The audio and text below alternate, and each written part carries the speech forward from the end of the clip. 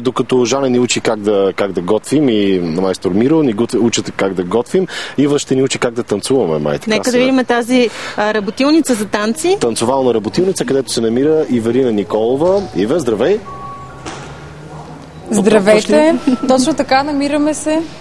Потропвам, силно казано. Сега ще видите много интересни неща. Ако хората искат да се чувстват по-добре в своето тяло, наистина е хубаво да се движим повече и ще ви покажем начините, които бихте могли да използвате. При мен е Живко Желясков и с него ще говорим повече за тази танцова работилница. Добро утро! Добро утро на вас и на вашите зрители и добре дошли в Дарида Денс център. Само да ни кажете какво виждаме първо зад нас, характерно за кой танц е това? Това е характерно за съвременния танц и ние се радваме, че имаме възможността в рамките на танцова работилница Илиев да запознаем вашите зрители с различните направления в танца.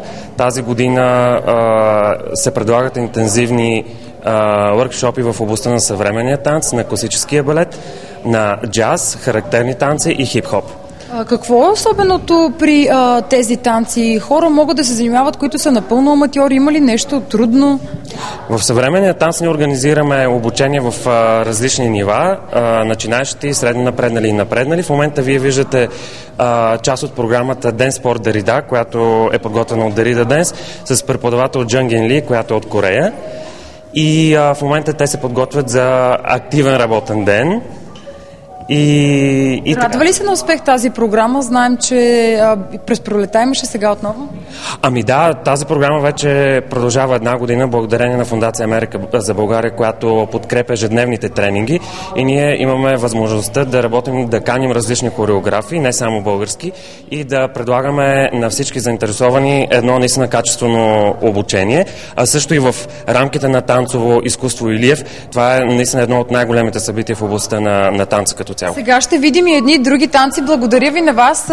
Заповядайте. Тук при нас е Дани, който се занимава с класически балет, но сега ще видим един характерен танц от вас и кратко. Да, този характерен танц го изучавахме по време на танцова работилница 2012, април месец. Хайде сега да видим какво ще ни направите. Вие ще продължите на същото музикално оформление. Започвайте. Не е много трудно да се занимаваш с тези танци, казват обикновенно хората, трябва само малко воля. Тук са и две млади състезателки. Трудно ли е на вас лично? Ами, винаги е трудно, винаги трябва да положиш много труд, за да постигнеш нещо. Защо избрахте точно този вид танци? Ами, защото е по-интересно, по-разнообразно и винаги е хубаво да правиш нещо различно, за да обогатяваш себе си.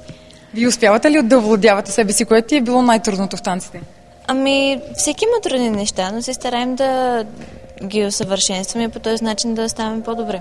Благодаря ви, пожелавам ви да сте наистина много успешни. А сега отиваме в една друга зала, където ще видим нещо много по-динамично и по-зареждащо и определено много модерно, а то е хип-хоп.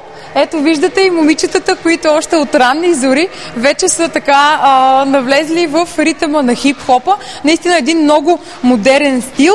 Това са Росица Терзийска отпред, която виждате, и сега ще ни разкаже повече за този стил. Роси, ще може ли да те откраднем за малко? С усмивка винаги ли така танцуват? Да, винаги, задължително. Защо хип-хоп точно? А защо не? Защото хип-хопът ти дава свобода. Искам да представя и Алекс, Астайл. Аз бъркам танца, затова тренираме да Да, абсолютно. Разкажете ни, какво, освен това, че ви доставя удоволствие, хип-хопа може да бъде работа човек, с който да се изхранва? Ами, изкуството като цяло не е, може би, така доста добре платено, но хората на изкуството винаги се вълнуват от новите неща, винаги се вълнуват да се развиват, без значение колко пари им се плаща за това. Те са това, така се чувстват добре. Вие сте стипендиантки по тази програма. Какво ви помогна това?